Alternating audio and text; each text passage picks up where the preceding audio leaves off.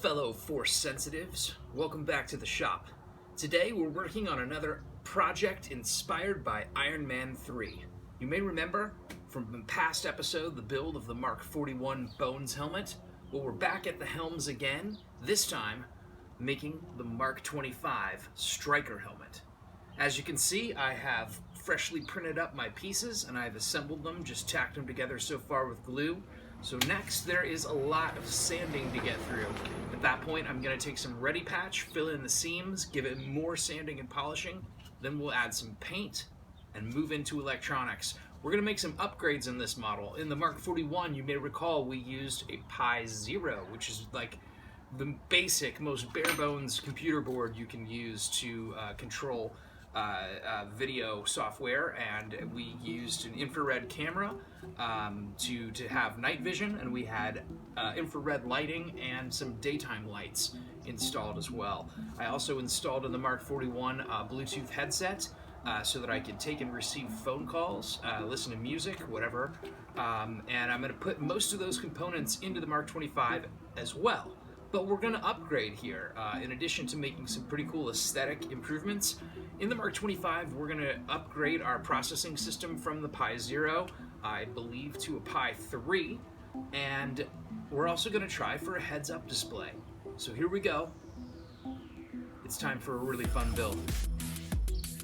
Okay, so after, I'd say probably about 4 hours, here and there intermittently of sanding, the Helm is done with sanding round 1. And when you're doing something like this, don't worry about getting it absolutely perfect in round 1. There's much more sanding to come. But the general idea here is to sand the PLA so that you don't see the lines, the layer lines anymore. Try to get it as smooth as you can.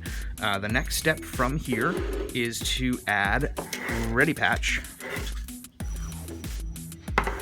mostly on the seams, to make the seams disappear. But then also you can see from the initial printing process, I've got a little bit of battle damage pre-installed here that I'm gonna have to clean up with the Ready Patch. And then here on the bottom of the chin, there's some patches that need filling in as well. To do this sanding, I just use rough grit. This is 80 grit sandpaper. You also probably want to pick up a couple of files. I've got a whole set of these, but these are the two I used on this piece to just get some flat edges. And then this actually has a nice rounded edge. I like this file particularly because it's got a thick grit and a smooth grit section on both sides. So you've got flat and curved and both rough and fine grit all in one tool. And then you've also got tapered edges and then wider bases, so you can use this for pretty much just about anything. So Ready Patch actually comes out a bit pink when you put it on, but when you sand it, it's white, and I want to be able to tell where my Ready Patch is versus the helmet. So before I apply this, I'm going to go ahead and give the helm itself a base coat. The faceplate doesn't need it yet, so we're going to remove this for now.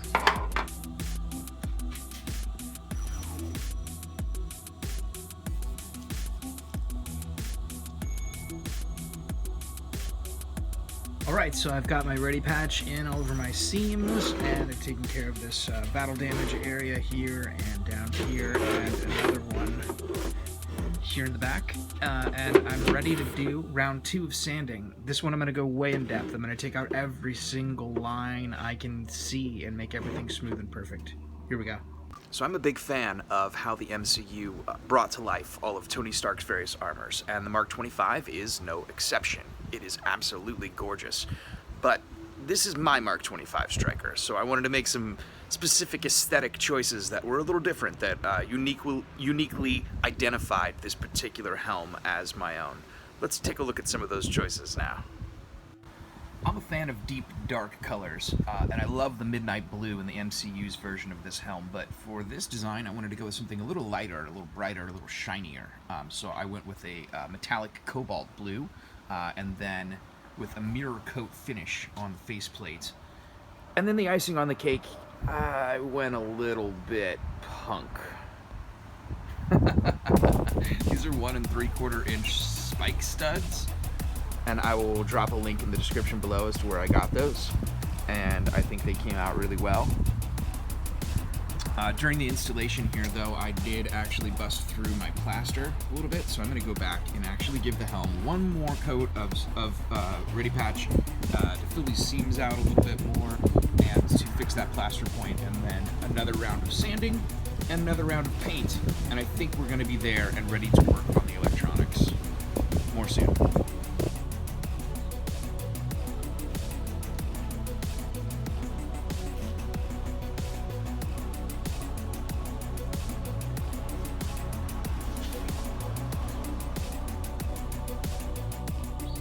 Alright, that's looking much better. I'm much happier with this paint job. So I'm going to stop on construction for a little bit now and move into programming of the electronics. Okay, so for the next step, we're going to go ahead and set up the computer that is going to power our Helm. I started thinking I might use a Raspberry Pi 3, but I've actually decided I'm going to go all out with this, and I've got myself a Raspberry Pi 4 with 8 gigabytes of RAM. So basically the most powerful PC board that's available at the moment. I'm going to make this Helm into a full desktop computing system. So you're also going to need a micro SD card in order to set your operating system up on, and that's what we're going to do first. Is we're going to program the SD card. To do that, you're going to need another computer. This can be Apple, Windows. This can be a Linux computer. I'm using Linux for this demonstration. But essentially what you need is something that can handle an SD card slot. If you don't have something with an SD card slot, if you've got normal USB, you can get one of these adapters here that takes an SD card slot and turns it into a USB kind of flash drive storage system. That'll work too. After we've programmed the SD card, we're going to put that into the Pi, and we're going to program the Pi and initially set up the operating system. And for that, you're going to need an old school keyboard with a wire USB connection, an old school mouse with a USB connection. You're going to need some sort of HDMI screen. I'm going to go ahead and use the screen that I'm using for the Helm itself, but you could use a television if you have one. Any HDMI screen you use is going to need its own power supply, whether that's coming directly from the Pi, or if you're running it through an HDMI cable like to a television, obviously you're going to want to plug the TV or whatever that HDMI screen is in. And finally, you're going to need a power supply with a USB-C interface to power the Pi itself. Alright, so let's get going setting up our operating system on the SD card. Okay, so insert your SD card, your blank SD card, into your computer that you're going to be using to set up the OS. And as you can see, I've just got a blank 256 gigabyte volume here. I wanted a lot of storage for this particular helmet, so that's a quarter of a terabyte. The next thing you want to do, if you're operating in Linux, like I am here using Ubuntu 20, you will open up a terminal, command line terminal, and to do that you hold down Control, Alt, and the letter T. That'll pop your terminal up here. I'll make this full screen for you. You're going to want to download a program called Raspberry Pi Imager. I've already got it here, as you can see the Raspberry Pi icon in my sidebar, but if you need to download it, it's really super easy. All you'll type is sudo, S-U-D-O, and that is the command that's going to give you root privileges for your device. So sudo snap, because it's a snap package, install rpi imager. So sudo snap install rpi imager. I'm not going to do it, but if you were to hit enter here, it would ask you for your root password, the password you use to log into your device, and activating that would install the Raspberry Pi imager. I'm just going to close this terminal window because I already have a Raspberry Pi imager installed, and pull that up.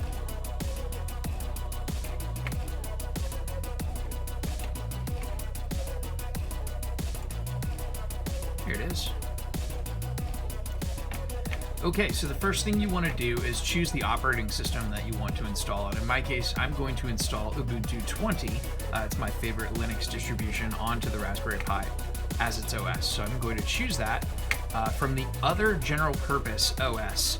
You got a lot of options here. You can turn your Raspberry Pi into a bunch of different things. A video game emulator, a media console, or you could use the basic Raspberry Pi operating system. That is a full desktop, but I like Ubuntu. The Raspberry Pi 4 can handle it really well, so I'm going to use that. I'm going to go into General Purpose OS and choose Ubuntu.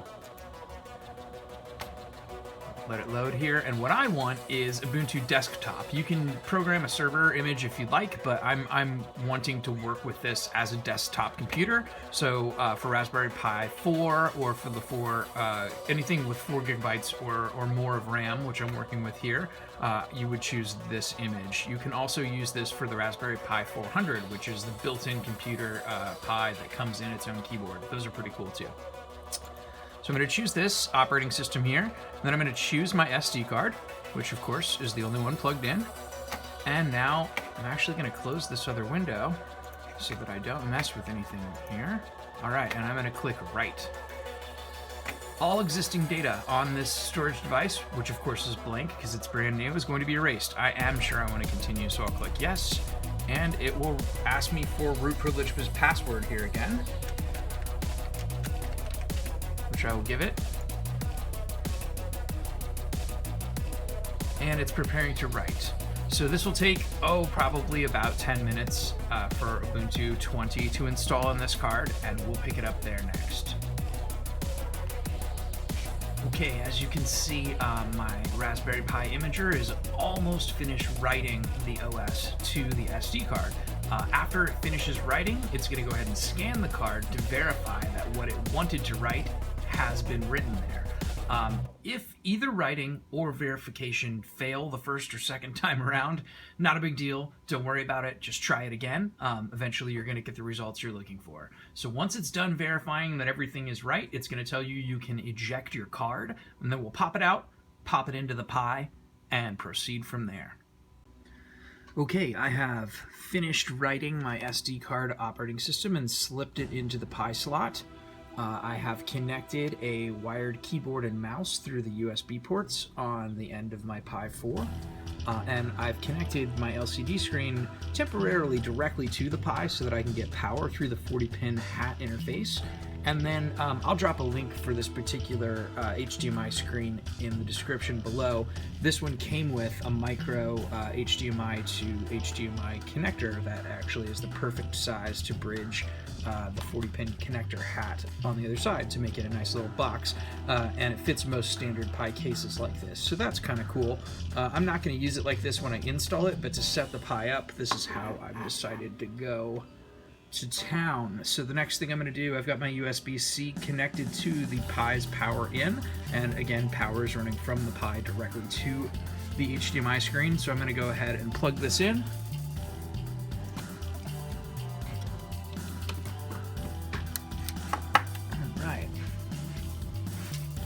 You will see these LEDs on the end of the Pi light up, then the screen will activate, and with any luck, we will boot, directly into our operating system here.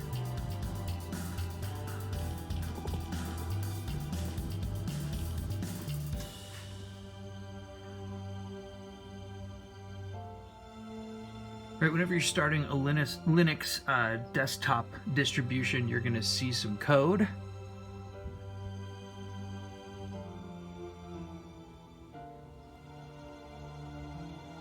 Ubuntu is booting.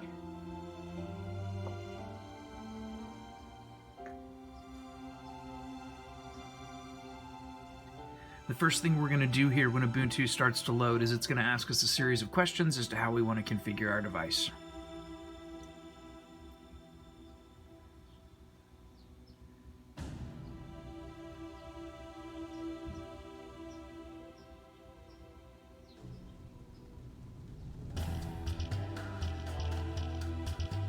Alright, here's my mouse.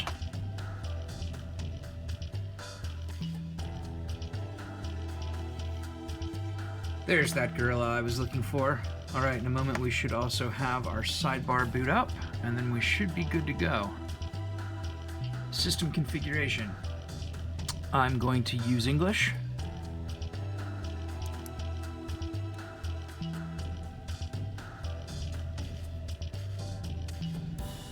Alright, next is the keyboard layout setup. I'm going to use the standard English keyboard layout. Alright, next it's going to want to ask to connect to a Wi-Fi network. I'm going to go ahead and do that.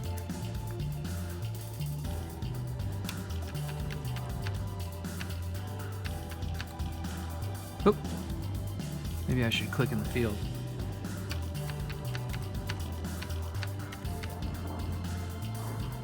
Okay, and connect.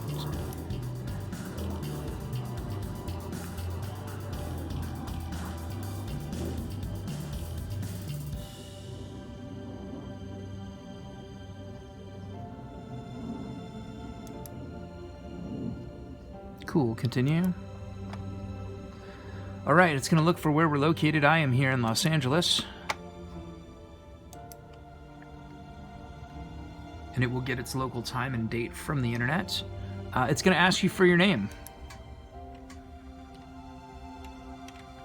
It's going to ask you for your device's name. Give it whatever you want.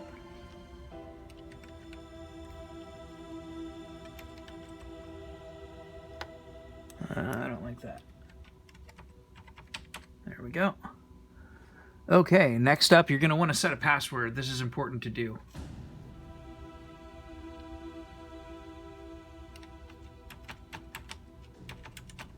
And confirm your password. Cool. It's also going to ask you if you want your password to be required to boot in. I'm going to go ahead and let it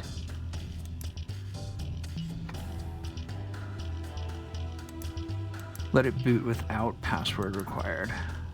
Log in automatically. There we go. And continue.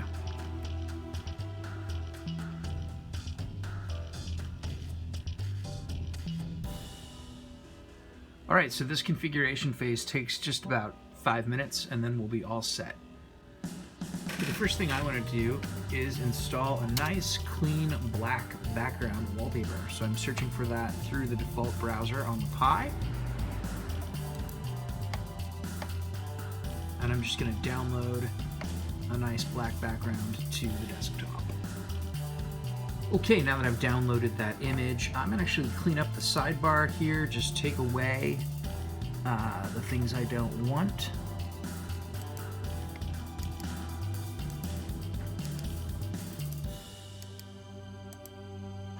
Keep a folder option. I don't think I'm going to need email on the taskbar. I don't keep an internet option. Alright, so next I'm going to go down here to search for programs, and I'm going to search for settings.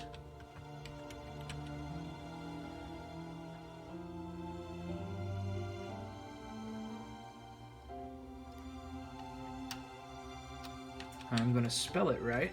This keyboard is so clunky. There we go. And then I'm going to add this to the sidebar and open it up. Okay, once you're inside, I'm going to go to Appearance. I'm going to set it for dark mode. Oh, that's so much better. Okay, next we're going to go to Background. And I'm going to add a picture. From my Pictures folder, I've got my black background. Click there and select this as my background. We can exit settings now. Great, nice and clean.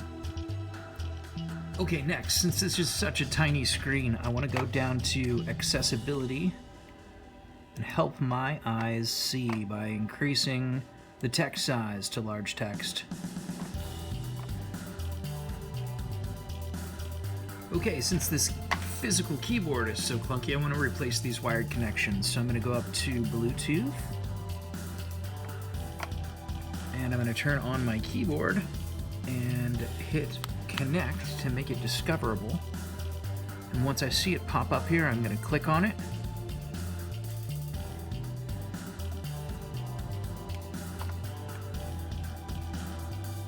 It should give me a pairing code.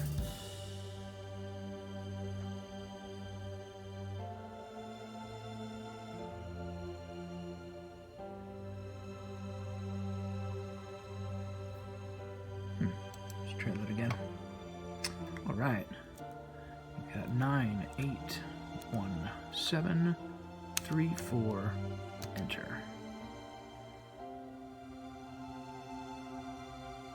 Please enter. We got 9, 5, 4, 1, 3, 4, enter. All right, now I'm connected to my keyboard. So next I want to add a Bluetooth mouse as well. Okay, let's connect my Bluetooth mouse. Oh, that was quick. All right, so now we're set and we can unplug these two wired connections.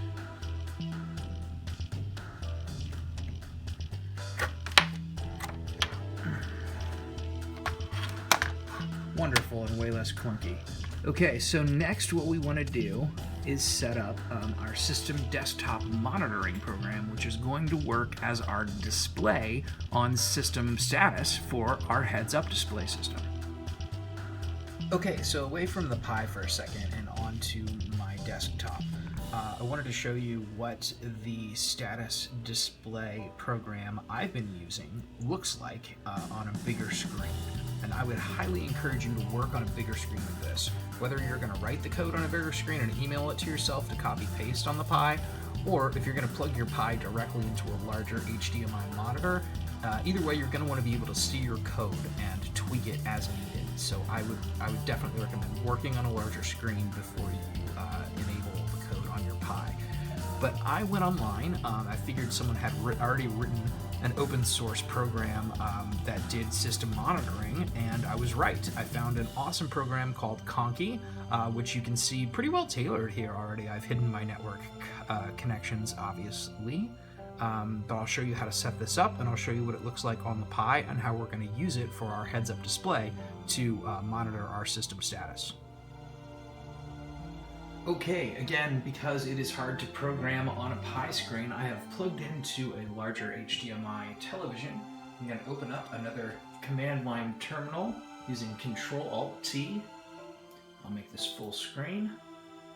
And we're going to install Conky. And it's pretty simple. What you want to type is sudo apt in... Oop, I'm going to spell it right.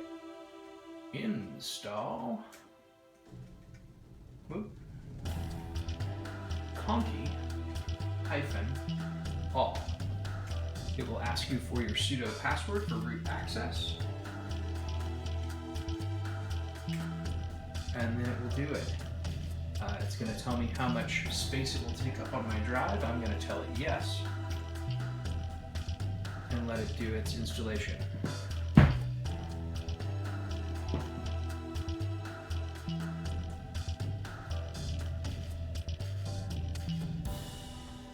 Okay, the program has finished installing, so I'm going to go ahead and close my terminal window. The next thing I want to do is open up my search settings again. And I'm going to search for startup applications, and the reason I want to do this is because I want Conky to start up every time the Pi is booted. Just type start here, you'll see this. Click it to open. Alright, now you can see Conky isn't here yet, so what I'm going to need to do is add it. Click on the add button right here, and we're going to type the name. The name is going to be Conky System Monitoring.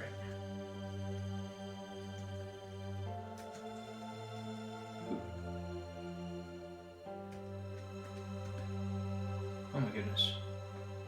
If I could spell, things would go so much more smoothly.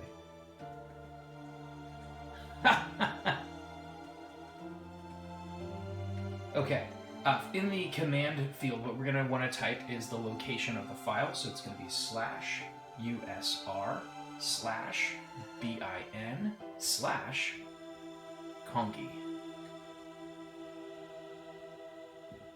Alright, once it's there, you just hit the add button. And you'll see it right here in our startup options. Okay, after you do this, we're going to want to reboot in order to see Conky load up for the first time. In the Pi, that's pretty easy to do. You open in the top right corner, hit power off/logout, and restart. It will ask you for confirmation before it does a 60-second automatic restart. But let's make it move along a little faster for our purposes. Alright, Ubuntu is rebooting.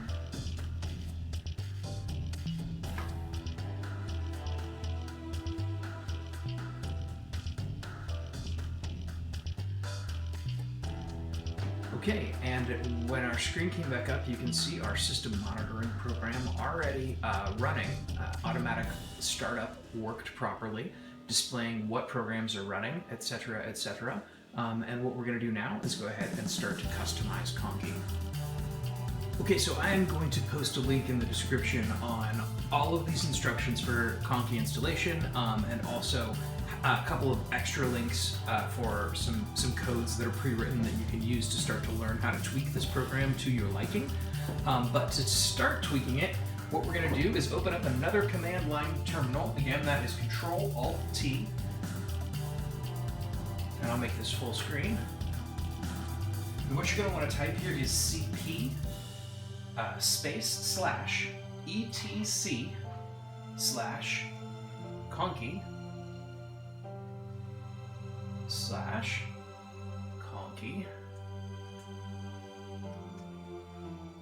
dot conf, oops, my goodness, dot conf, and then another space. You're going to do the squiggly hyphen, the tilde, / dot conky RC. And what this is going to do is create an editable file location for you to edit within your user profile. Okay, once you're there, now we're going to type, this command is going to go for root access, so we're going to do sudo, then we're going to type gedit space tilde / dot conky, N key sticks there, RC, and this will open up the code, the source code file for conky for us to tweak. It's going to ask for my password.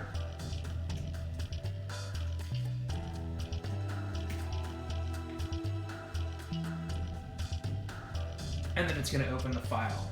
So after the introductory paragraph by this code's authors, support them, give them props, they're amazing. First you're going to have your config section, which is preceded by conky.config. And this is going to describe how conky is going to look. The location it is on the page, what colors you're using, the spaces you're using between each line, the gap around the borders, the height and width of, and what fonts you're using and what size font. So everything is pretty much customizable here from this first section under conky.config. Now, in the second section below conky.text, you can program little widgets like what you were seeing on my operating system before, where you can program graphs and bars and different ways of reading things like the temperature of your device, your battery status, etc. Pretty much anything you want to see on your heads-up display that the Raspberry Pi can display, you can write a short code text here for, and it will grab that status and display it for you on the screen. So really this is up to your own customization. I'm going to go ahead and enter my code and get it set up, and I will see you next back on the Pi so that we can start to work with setting up the heads-up display inside the helmet. Okay, so now that we've programmed the Pi, let's jump back into hardware mode briefly and talk about the lights. I have gone ahead and wired up the infrared LEDs. Let's get a closer look at that here. I'm going to have 3 on each side, and they're going to go right here in the jaw lighting section. Then I've also got my full spectrum daytime LEDs wired up. This is a spare. I wanted to show you what they look like before I cut half of the heatsink off the back, which I hope won't damage them too much in the long run. I think that's still enough heatsink for the amount of time I plan to have these lights on at any given time. And these full spectrum lights are going to go back here in the ear module. So we'll have infrared LEDs up front and full spectrum in the back, both pointed forward. Let's install. Alright, so I've installed the infrared LEDs on both sides of the jaw here, and I'm about to install my full spectrum LEDs, the super brights, back in the ear sockets. Before I do, I wanted to talk really quickly about how I'm planning to protect this. The LED will be behind a one-way mirrored surface. And what I did was actually cut a piece of acrylic for both sides, and I used this Krylon Looking Glass Silver Spray that gives a mirror polished finish to any clear piece of material like acrylic or glass. And what you do is you spray it on the back side, and it actually comes out dull on this side. And then, when it catches the light on the front side, it gives you a really clean mirrored surface. And you can also shine lights through the back. As you can see, when it's not catching the mirrored surface, you can kind of see my finger through the piece of glass. So you can make your own one-way mirrors, and that's what I'm going to use for my full spectrum LEDs as protective cases. Okay, cool. So now I've got my one-way mirror full spectrum LED light assembly installed, as well as my infrared LEDs. I still have to wire them both through their respective switches to a separate power supply. And I want to talk about that real quick. I might upgrade this Helm in the future so that I can have my Raspberry Pi actually actively control and provide power and an on-off switch mechanism through software to both sets of lights. However, in this version, I'm keeping it simple. I want to have manual control over both lights. To that end, I have installed a beautiful toggle switch in the back here for my full spectrum LED lights, and I'm going to install another switch with a different physical interface so that I can tell by touch what I'm touching if I happen to forget which switch is on the right and which switch is on the left on the other side for the infrared LEDs. And I installed, as you can see, pop a faceplate here, put a little light on the situation. Next to my Raspberry Pi, in the back of the Helm, I have installed a separate power supply to power the lights specifically. In the future, I might take this out, rewire the power to come out of my 40-pin switch of the Pi interface, of the hat interface, so that I can, like I said, control it through software, on-off switch, and provide power to those lights through the Pi itself. And I can still do that using the manual switches incorporated in through the wiring harness by switching them both to on and having the Pi control the on-off mechanism in the future if I decide to go that way. For now, I do like the physical interface. I like to be able to switch things off manually, especially when it comes to light and infrared lighting. Also, as you can see on the top here, above the Pi, I've installed the power supply, and I'll show you a little bit more about that and how I protected the Pi. So here's a better shot of the power supply here. It gives 10,000 milliamp hours of wattage out to the Pi, and it has two outputs. One is going directly to the Pi itself, and the other is going to the Pi screen to power that directly because the screen is no longer plugged directly into the hat interface. It also has two in options, power in options, and those are in the middle here. You can see I have a micro USB-B plugged in. It also has the option for a USB-C adapter if you'd like that instead. I've got my micro USB-B running directly up to the top of the Helm to a full-size USB interface so that I can plug in a USB cable and power that through your traditional charger to recharge my battery supply when needed. So one thing, here's the box so you can see a little bit more. These are the two outs and the two ins. It also comes with an internal flashlight, which I think is handy in case I need to light up the inside of the helmet to do any surgeries in there. Yeah, so I really like this power supply. It so far worked pretty good. It's a little thicker than I would have liked, but it's totally doable. Another thing you'll probably notice is my Pi is now covered in an aluminum protective case. That's not only for physical protection, but also Raspberry Pi 4s, especially the 8GB RAM ones, are known to overheat. They get really hot, and it's really advised to run them with a fan or with some sort of heatsink. So this case here is actually an aluminum heatsink on both sides of the Pi. I'll show you here on the back side as well. And it's really pretty. It actually matches the Helm design really well. I've got it in the gray magnetite aluminum finish. There are a variety of color options. I almost went with blue, but I really like how that offsets. And of course, I have cut a section out of the back of the helmet to allow heat to radiate out the back of the helm when in operation. This heatsink case came from a company called Pi Moroni. You can find them online at pimoroni.com, and it's shipped from the UK, so it took about a week and a half for it to get here through Royal Mail. But I'm pretty pleased with this. It actually cools the case about 10 to 15 degrees Celsius. All right, let's pop our faceplate back on. As you can see, the magnet locks engage. And it's just really stuck on there pretty well. It only took 2 magnets. They're super powerful, but I was surprised it only took 2. And those are embedded right here on each side. I went ahead and printed out a magnet lock interface and attached that to the inside of the helm.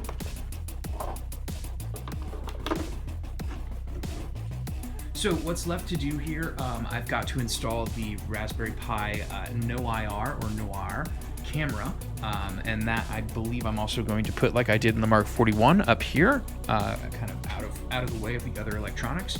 I also need to install the Bluetooth headset so that I can make and receive phone calls, listen to music, whatever I want to do, play movies inside the Helm. And I need to finish wiring up the infrared LEDs and the full spectrum LEDs to the secondary power supply through their respective switches. And then finally we can work on the heads-up display, the HUD. I've got the screen ready to go here, and all the wiring is set for a systems test. We'll do that shortly, and then we'll mount this and I'll show you how that works here shortly. Okay, let's take a quick pause to talk about a couple of things. I was not happy. I just wasn't satisfied with how I had installed the Pi, and that's okay. It's all right as a designer, as an artist, as an engineer, to do something, even something really cool, and then decide you don't like it and you want to redo it again. So I did. There were a couple things I didn't like about the installation of the Pi initially. The first thing is that there are a lot of electronics inside this helmet now, and it's starting to get a little crowded in there, and the Pi is pretty thick. And with the Pi installed internally in the helmet, there was getting to be not a lot of room for my fat old head to sit nicely inside the system. I also wasn't particularly happy with the way that I had joined the Pi, the physical interface. I started thinking I would just initially tack it with hot glue and then use a different binding mechanism, and then I ended up using hot glue as the agent, and that doesn't stick to aluminum very well, especially when that aluminum is a heat sink and is meant to get hot. It might just melt that hot glue again, so I just wasn't happy with that at all. And finally, with the Pi inside the helmet, it was really hard to access the Pi, to like take it apart, make upgrades, add any necessary things that I might find later on in the process. So I totally took it out and redid it. And in the end, I'm kind of happy with how it looks. It really adds to the punk aesthetic to have the Pi in the back. I have access now to all of my ports. Pretty clean. I also went ahead and I'm going to redo this switch. I added a faceplate using the one-way mirror effect to let these wires come out through the back, which I think is pretty cool. And I can pop my SD card in and out. I can also access my hex head screws to take the case and the Pi off of the helmet in order to make any additional upgrades as needed. And I ended up using JB Weld as my interface, as my binding agent to lock the Pi into the socket I cut out for it in the helmet. I'm going to pretty that up on the outside, probably with some rubber foam sealant. But yeah, now it is super solid and it's not going anywhere, and it's not interfering with my head inside the helmet. So overall, I'm pretty pleased with this. I think it looks pretty sick, and it's certainly much more functional. So now I'm going to move on to installing the Pi NoIR camera and all of my next steps. Okay, I've opened up a hole for the Pi NoIR camera to look through here in the faceplate, and I have installed the Pi NoIR camera here in the back. I used a specialized mount that probably isn't coming through very well here on the video, but I will drop a link to it in the description below. And I've got an extra long cable here. It's an 18-inch flex cable that I got from Adafruit to make it all the way back to the Pi in the back of the helm. So I'm sure you can hear one of my printers firing up there in the background. I've decided to make a couple of small design changes in the power systems for the batteries. But to wrap up the Pi camera section here, I'm not going to go into great detail on how to set this up as a surveillance camera or how to dial into the helmet CPU from another computer. If you want to learn more about that, you can check out the Mark 41 Helm video. I go into pretty good detail and explanation on how to do that there. But for now, just to test the camera, what you want to do is open up a program that comes installed alongside all of your app suite in Ubuntu, and it's called Cheese. Say cheese, and it will activate your camera and let you look through it and make sure that everything is functioning properly.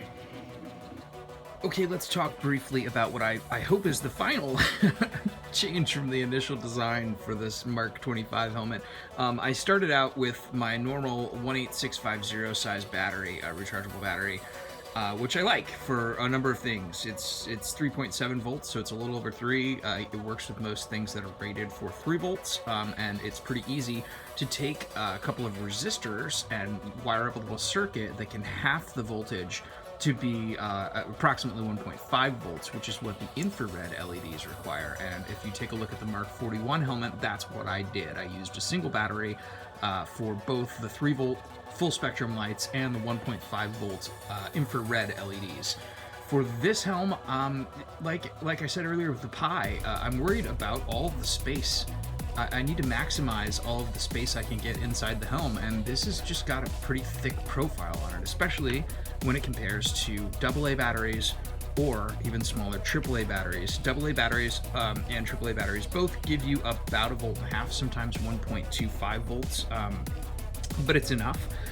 So what I've decided to do is actually split the functionality of this into 2 AA's for the full spectrum lighting. So that should give it enough wattage to really hold those on for a while. These are 1000 milliamp hour each, rechargeable batteries. And then I'm gonna use a AAA battery that is gonna power, this is, let's see, an 800 milliamp hour battery to power the infrared LEDs. And I found a really cool design.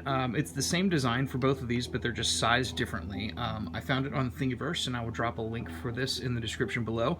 But as you can see, it houses not only the batteries, but some nuts on the side, and you can screw in your terminals and attach just a physical connection with a screw and a nut, a wire to that to get your terminals on both sides, and that makes it variable so that you can make sure that your terminals are touching the positive and negative terminals on the battery. Yeah, so I thought this was pretty cool. I used M3 screws because I just had a bunch of them laying around, but I think it's actually gauged originally for maybe one size up from that. But, you know, with a tiny bit of glue, that fit just fine. So I'm going to go ahead and replace this with these two. So this will be my secondary power supply, and this will be a tertiary power supply for the infrared LEDs. And I will wire those in next, and that should complete the wiring harness. Then we'll do a full systems test before we go ahead and work on the HUD. Okay, so we've got everything installed here except for the heads-up display. So I think this is a good opportunity to run a full systems test and make sure everything is functioning properly. Let's start with the full spectrum LEDs. Working just fine. Okay, next I'm going to test the infrared LEDs that we've got wired here in the jaw, but I can't just do that on a normal high-quality camera, and you can't do it with your eyes. You cannot see infrared light. This frequency of the spectrum is just not visible to the human eye, and with most high-quality cameras like what I'm filming on, you have an infrared filter, so you're not going to see it pop. But what you can do is take a lower quality camera and test it there, and I'll show you that.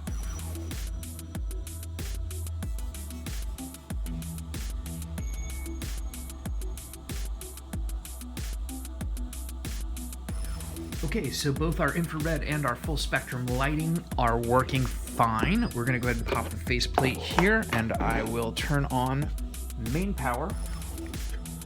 You can see the battery gauge. It looks like our power levels are at 98%. Looks great. We'll go ahead and let our Pi boot up. Okay, we've got the Pi booted up. I am back in the settings menu, and I want to talk a little bit more about Bluetooth peripherals and other devices that I want to connect to the Pi.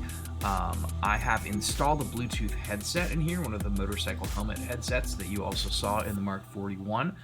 But in this helmet, I'm going a little further with that technology, and I'm actually going to Bluetooth pair that directly to my phone to offer access to my app suite, and also to make direct calls and have authentic telephony through the Bluetooth headset. Be able to take and receive calls while I'm, out riding on my bike or whatever. So for this, what I want to add for the Bluetooth devices, I do have, let's see, another external Bluetooth speaker if I ever want to just blast some music. This one actually has a built-in microphone, so that's handy too if you want to use the Helm for something like a Mycroft project, which I'll talk about a little later, where you want to set up like an AI or like an Alexa type AI inside the Helm. That's totally doable. But for now, what I want to do is actually swivel over to my PC, which is also running Ubuntu, and I want to connect to the Striker helmet over Bluetooth. So we're gonna go ahead, I've opened up my settings menu here on my PC and opened my Bluetooth folder, and I see Striker. So let's go ahead and select that. Okay, and I'm getting a pin on the Pi, and it does match, so I'm gonna confirm that it matches. And I'm gonna confirm it also on the Pi. Cool, and on the Pi I'm already seeing, okay, Striker's connected on the PC. Let's swivel back down so you can see that. Also on the Pi, Lana is my main PC, so I'm connected there. So that allows me to do Bluetooth file transfers, etc. between the device here and my main PC. If I want to load something on there, a movie, a song, or vice versa. If I've got something that I recorded through the Raspberry Pi camera and I want to transfer that to my main PC, you can do all of that over Bluetooth without plugging in any wires. So that's pretty cool. That's one of the main peripherals that I wanted to set up for this project. Okay, so next I also want to pair my phone via Bluetooth to the Pi to do file transfers or anything like I want to do. So click on Striker. This is in the Bluetooth settings menu on my iPhone 7. All right, now I've got the code both on the Pi and on my phone. I'm going to click pair, and I'm going to click confirm on the Pi. And then Striker is now connected to my phone. So that's pretty cool. That's one of the awesome things about the Raspberry Pi boards, but the Force specifically, it's got a super powerful Bluetooth option. Okay, so as I mentioned earlier, I've installed my Bluetooth headset. There's another speaker identical to this one on the other side of the interior of the Helm. And then here is the microphone and control assembly.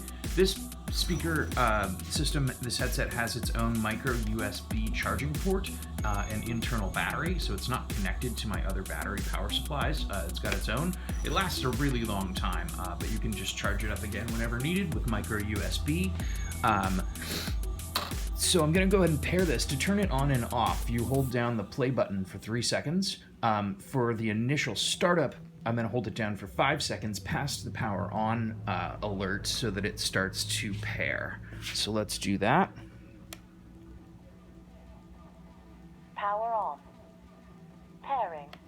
All right, and now I can see it pop up here as a helmet headphone in my iPhone Bluetooth settings. Your device is connected. Cool, that was pretty easy. So now we're connected. I can go ahead and turn my device settings, my volume up through the phone, and I should be able to take and receive phone calls through the helmet. Let's test that out.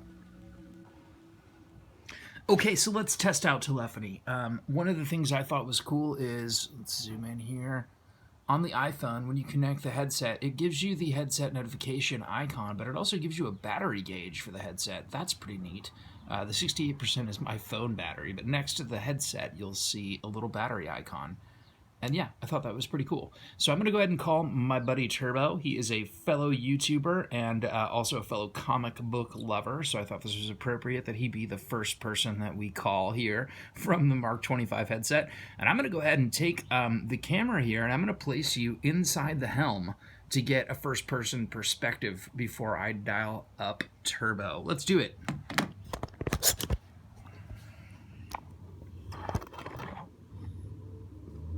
All right, initiating dialing. I am selecting the helmet headphone.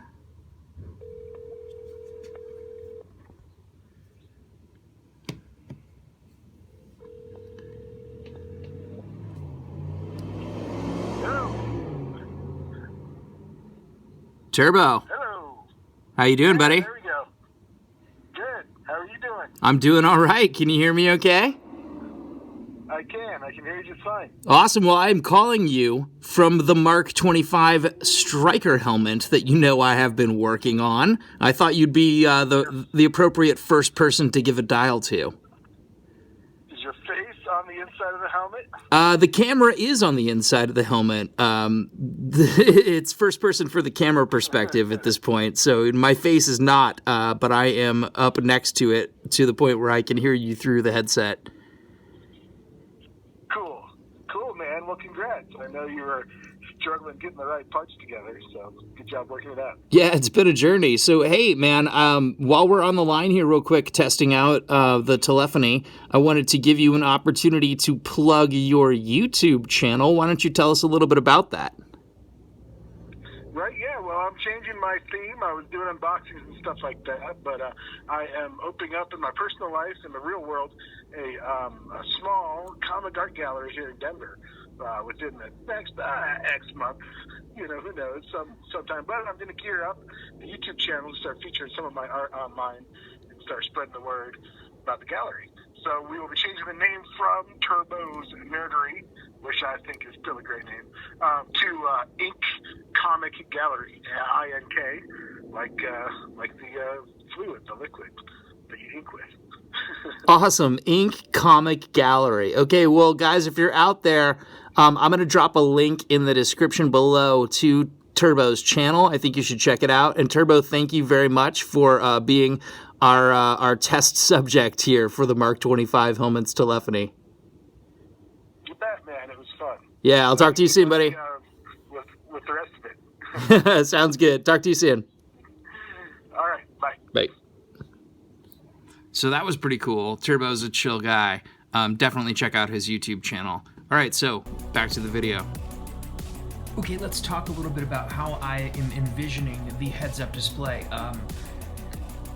If you've ever seen the speedometer app or similar technology, it's like a 180-degree hologram. You can Google for those on YouTube, where you set up a reflective piece of acrylic or plexiglass to reflect off your screen and to have a translucent surface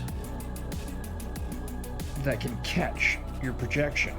And so the trick here, if that's coming through on camera, there we go, is to set this piece of acrylic in front of the eyepiece at such an angle that the system's monitor program will reflect on it, and I can see it and see through it through the eyepiece. So let's see if I can fit all that hardware inside the helmet, or if we're going to have to re-strategize on how to develop the HUD further. Okay, so the short answer to that question, will all of that hardware fit inside the helm, is no, not really.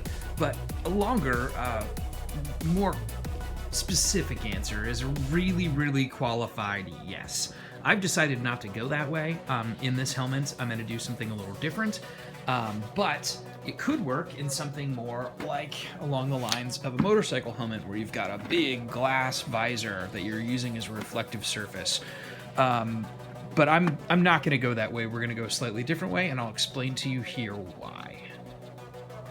So yeah, cramming all of that hardware, specifically a screen or the Raspberry Pi screen, plus a piece of acrylic at an angle such that it would reflect that screen's display, and my eye could see the display and look through it, that hardware basically barely fit into the helm. I was able to install it.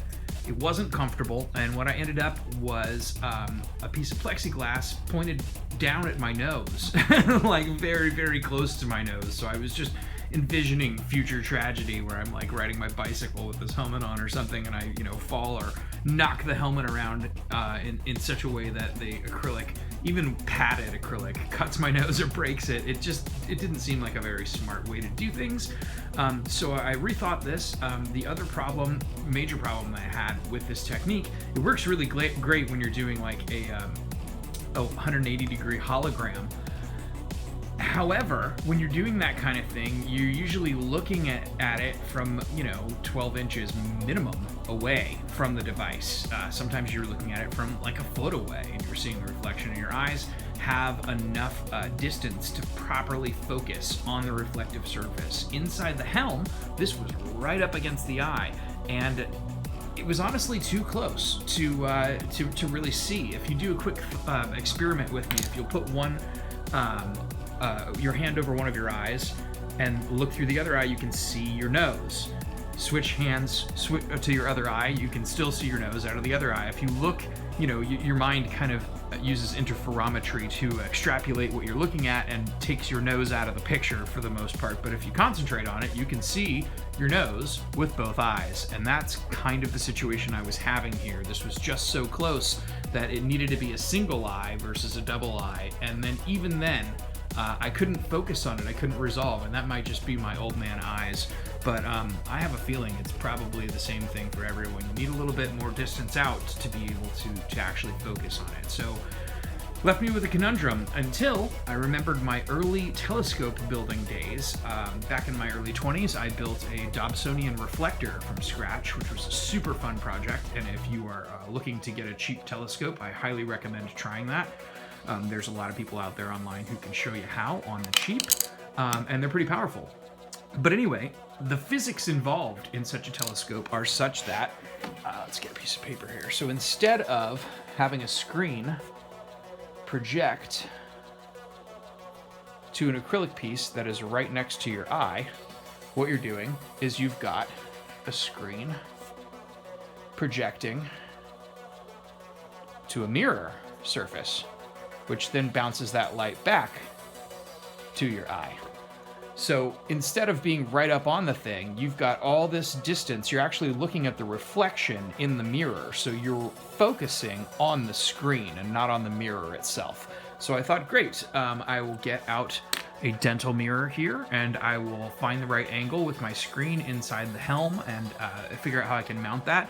And from another project a while back, I've got all of these mirrors. I've got a whole box of them. These are really, really super cheap. They're 1-inch diameter mirrors. I think they came from Joann's or Michael's once upon an age, but they were used for another project, and I had some extra surplus. So what I did was I went ahead and mounted 2 of those.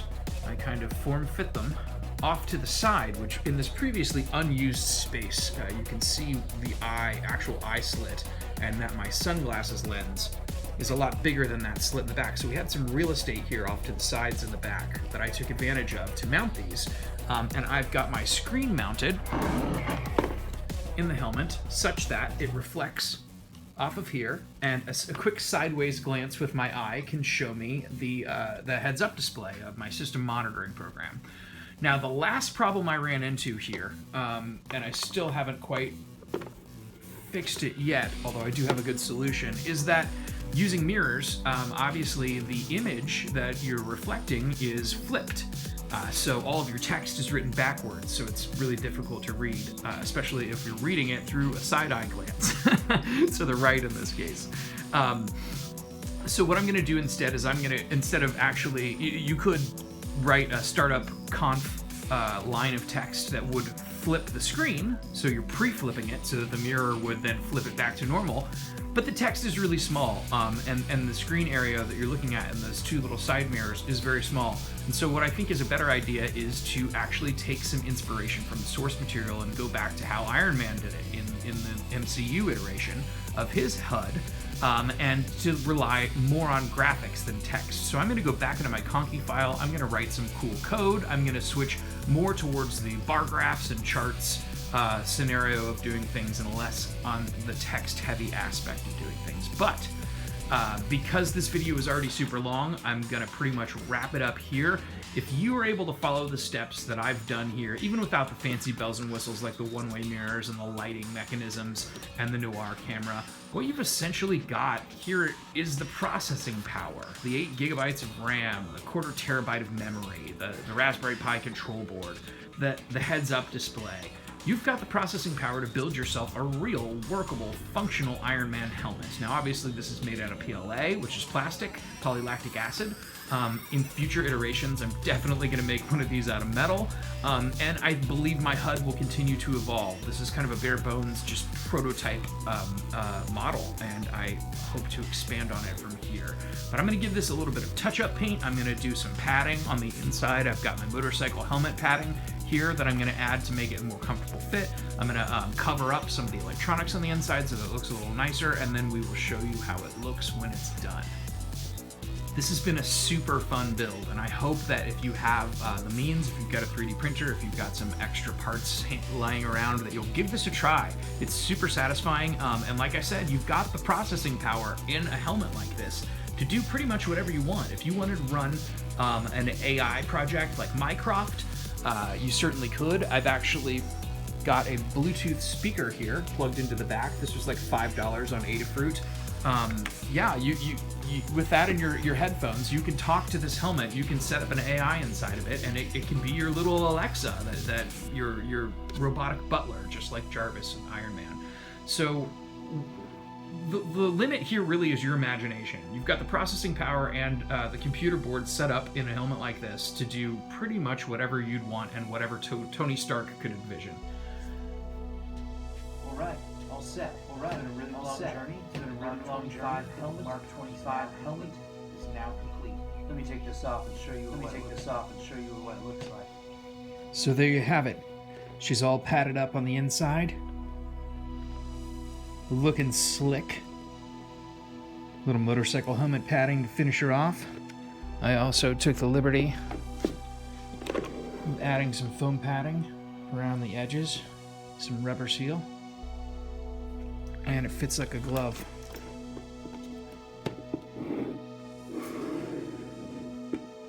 So there you have it, the Mark 25 helmet. I hope you've enjoyed this video. If you like this content, you know what to do. Subscribe, hit that like button, stick around for more content yet to come. Iron Man will return.